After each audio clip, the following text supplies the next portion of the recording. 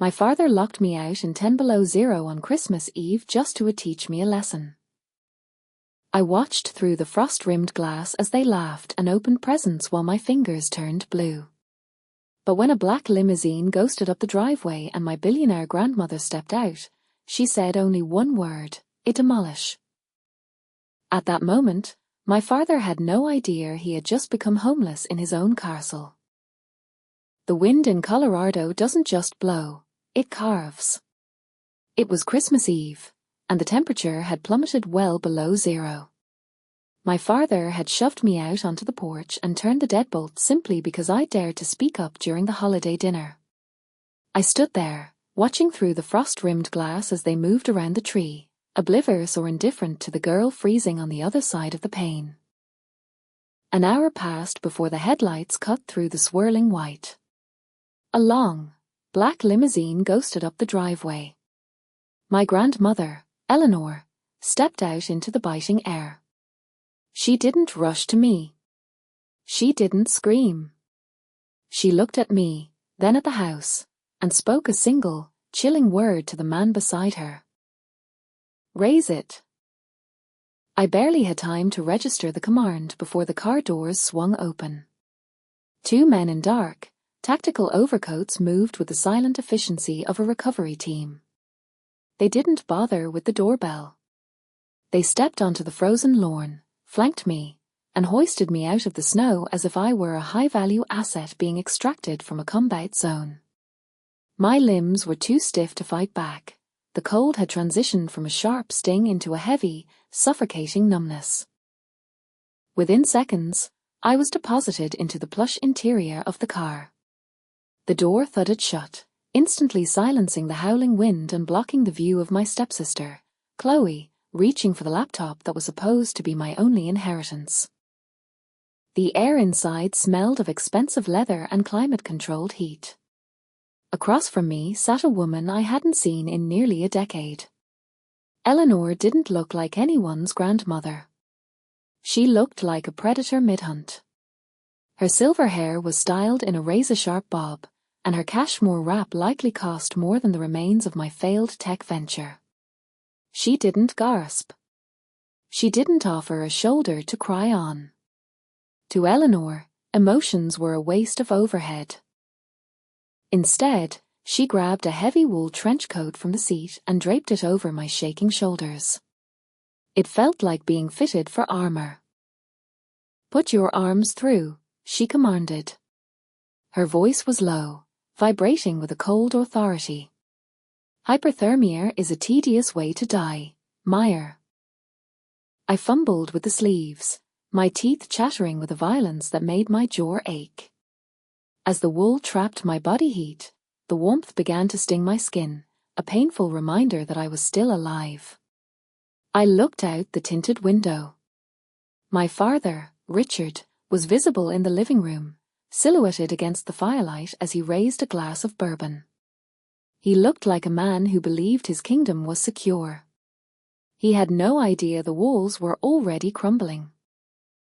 I only told him the roast was dry, I stammered, my voice cracking. That's all it took. Eleanor didn't look at me. Her eyes remained fixed on her son through the glass. "You think this is about a meal? You think you're sitting here in the dark because of a culinary critique?"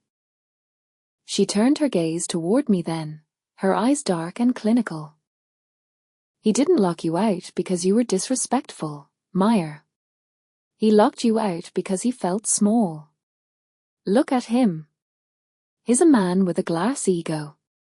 A weak man only feels powerful when he is witnessing someone else's suffering. He needs a thermometer to measure his own significance, and tonight, your shivering was his proof of life. It wasn't a punishment. It was fuel." The words cut deeper than the frostbite.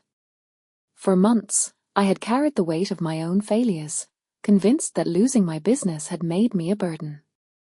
I thought if I stayed quiet, if I played the role of the repentant daughter, I could earn my way back.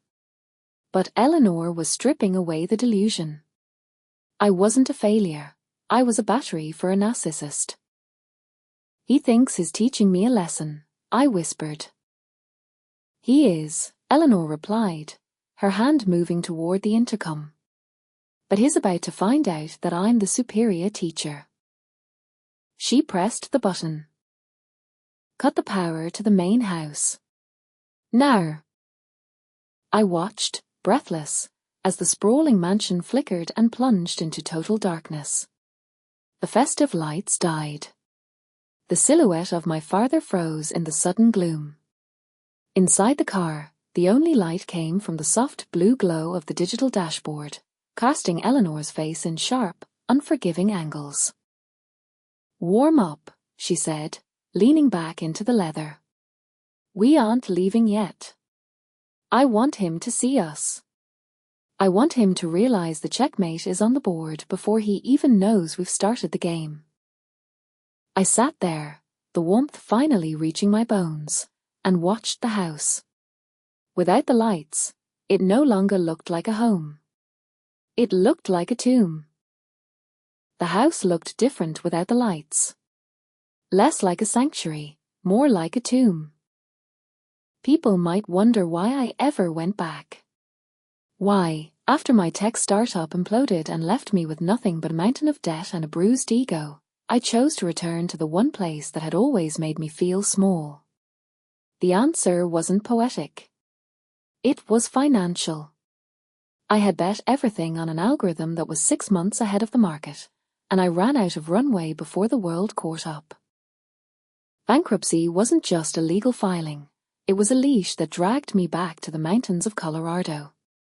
For the last 3 months, the price of admission to live under Richard's roof was my dignity. It wasn't a sudden, dramatic payment.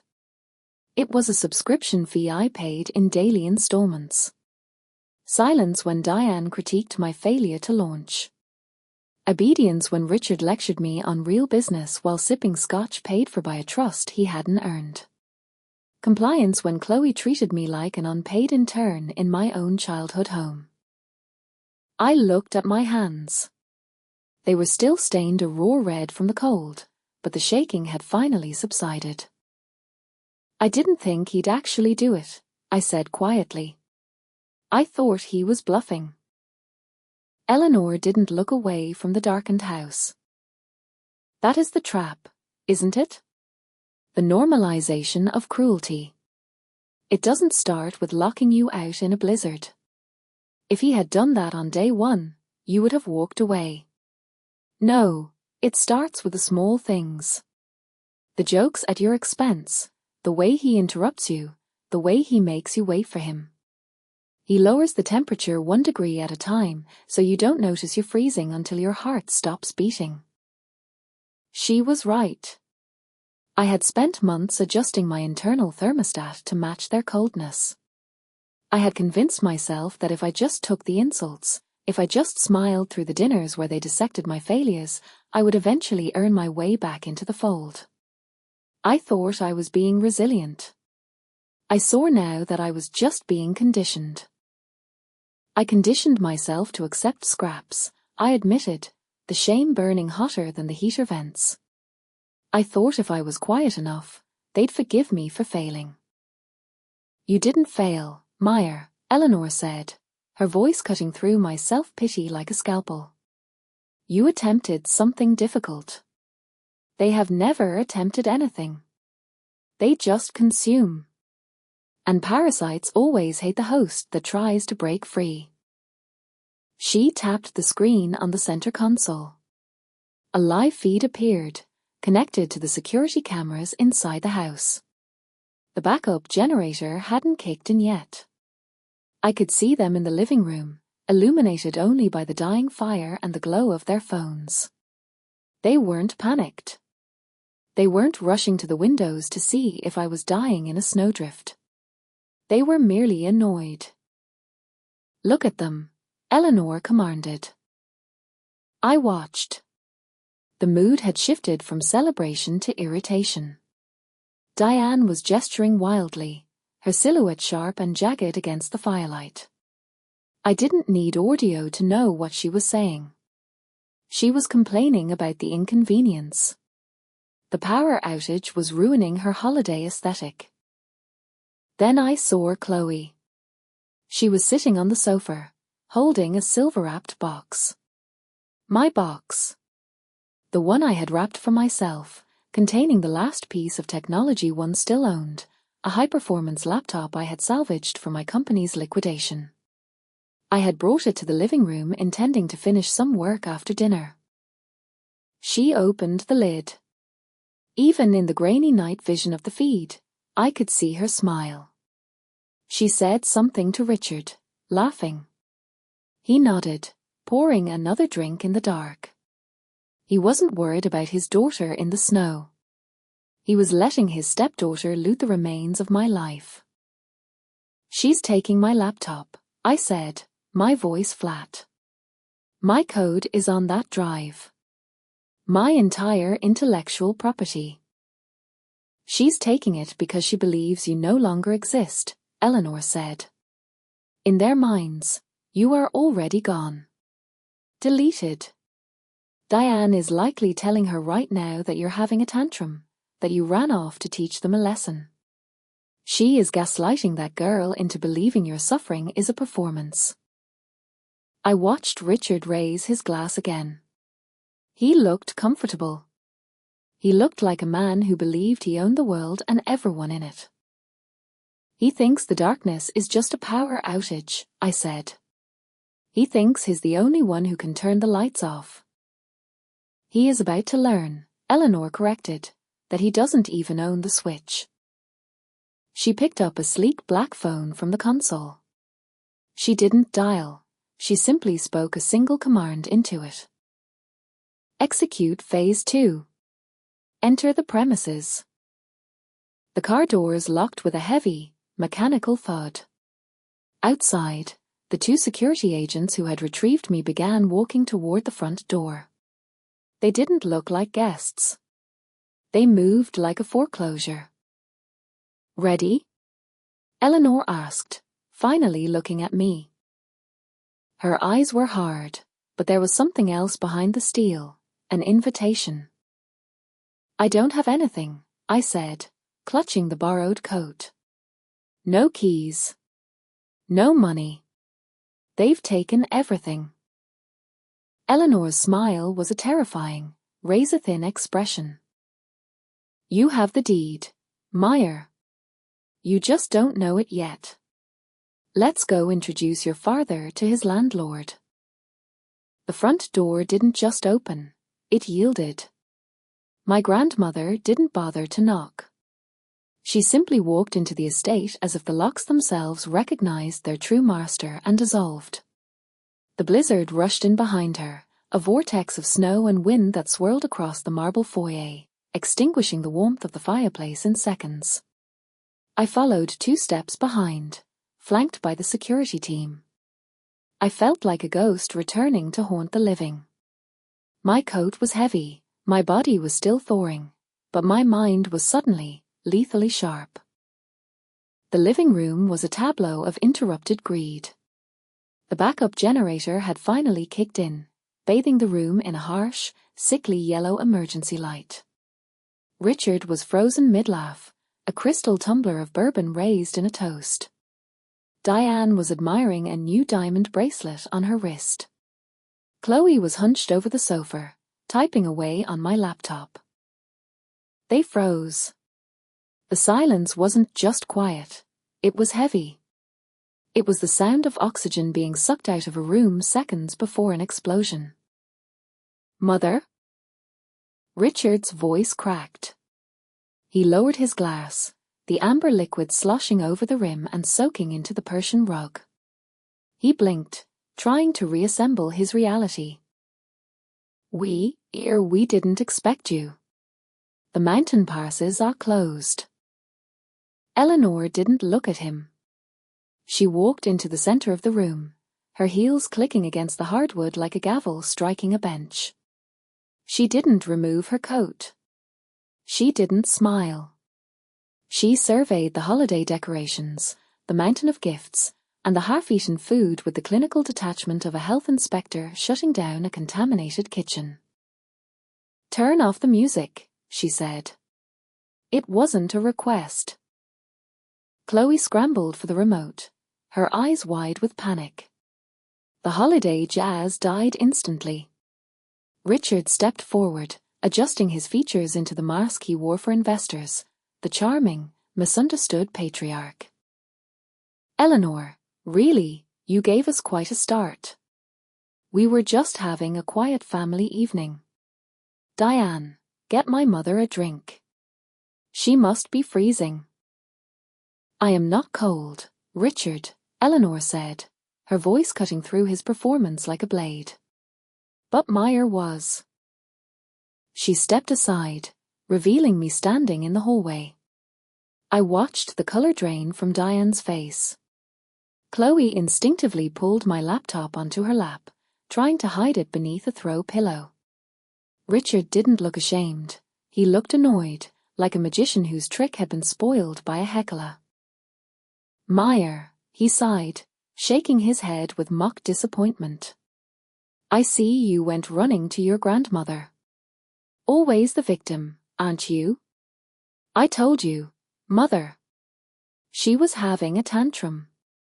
She stormed out because I offered some constructive criticism on her business. I was just about to go look for her. You were pouring a second drink, I said. My voice was raspy from the cold, but it didn't waver. And you turned the deadbolt. Details, Richard waved a hand dismissively. It's a drafty house. We were protecting the pipes. Eleanor turned to the man standing beside her. I hadn't noticed him in the car, but he had entered with the silence of a shadow. He wore a suit that cost more than a mid-sized sedan and held a leather briefcase with a proprietary air. Mr. Sterling, is the timeline established? Eleanor asked. Yes, madam, Sterling replied. We have the security logs from the gate, the thermal imaging from the vehicle, and the exact timestamp of the lockout. 45 minutes of exposure, at minimum. In most jurisdictions, that's attempted manslaughter. In this family, we call it a breach of contract. Richard laughed, a nervous, brittle sound. Contract? What are you talking about? This is my house. I discipline my daughter as I see fit. That, Eleanor said softly, is where you are mistaken. She gestured to Sterling. He placed the briefcase on the coffee table, right on top of a plate of untouched hors d'oeuvres. The sound of the latches snapping open echoed through the room like gunshots. You don't own this house, Richard. You never did. Richard's arrogance faltered. I have the deed. You signed it over to me 10 years ago. It's in the safe upstairs. You have a piece of paper, Eleanor corrected. You have a forgery that I allowed you to keep because it kept you quiet and out of my portfolio. But the ink on the real document dried 26 years ago. She pulled a single, thick document from the briefcase and dropped it onto the table. It didn't look like a Christmas card. It looked like an execution order.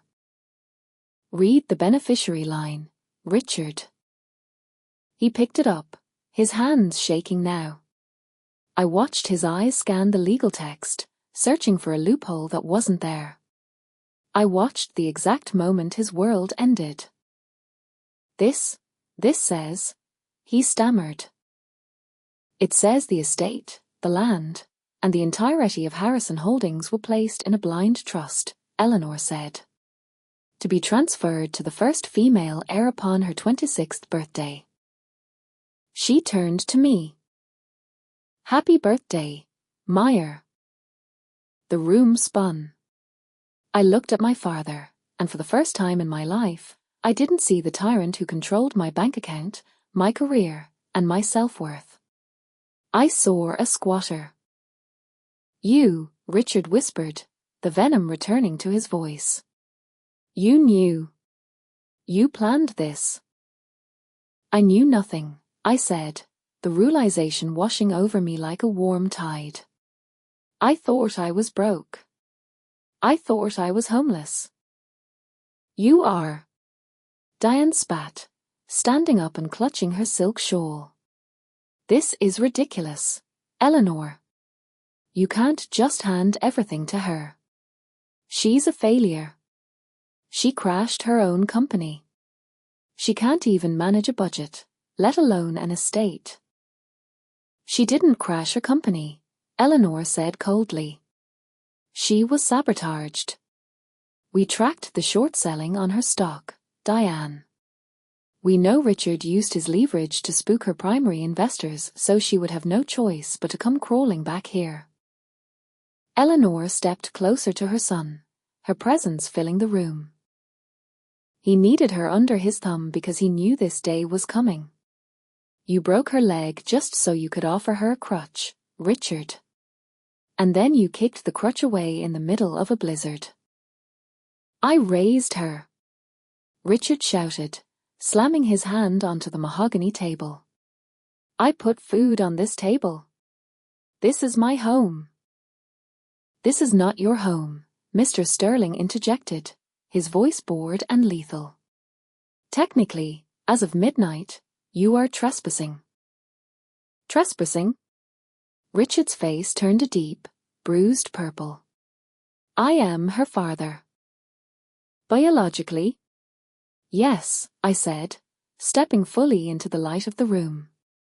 I walked over to Chloe, who shrank back into the sofa cushions. I reached down and pulled my laptop from her hands. She didn't resist. Legally, you're just a liability I've inherited. I looked down at the document on the table. My name was there, embossed in black ink. It wasn't just a house. It was freedom.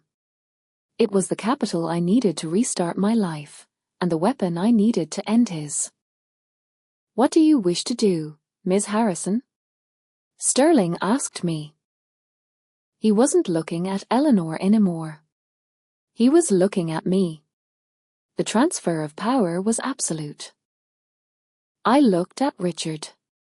He was panting, sweating, his eyes darting around the room as he searched for an angle, a lie, a way out. I saw him preparing to beg. He was going to play the family card.